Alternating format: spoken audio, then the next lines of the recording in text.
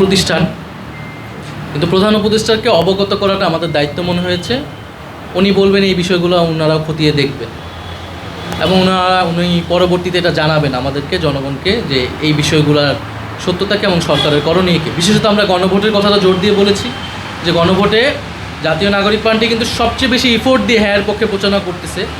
যখন এটার জন্য আমাদেরকে গণভোটে প্রচারণার জন্য শোকজ আসে, তাহলে সেই বিষয়টাকে সরকার আসলে কীভাবে, সরকারের সাথে তাহলে ইলেকশন কমিশন একটা প্রতিষ্ঠান সরকারের সাথে কিন্তু একটা সাংঘর্ষিক অবস্থানে যাচ্ছে। আর প্রথম প্রশ্নটা আপনার কী ছিল?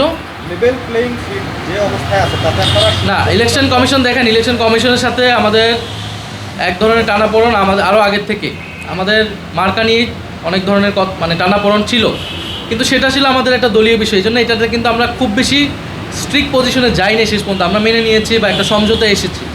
কিন্তু এখন যেটা ইলেকশন, এটা বাংলাদেশের ভবিষ্যতের প্রশ্ন, গণতন্ত্রের প্রশ্ন এবং জনগণের জীবন, বাংলাদেশের আগামীর ভবিষ্যৎ সব কিছু নির্ভর করতেছে এই ইলেকশনের উপর, এবং অনেকগুলো রাজনৈতিক দলের সাথে এটা সংশ্লিষ্ট। এটা তো শুধু আমাদের একক কথা না।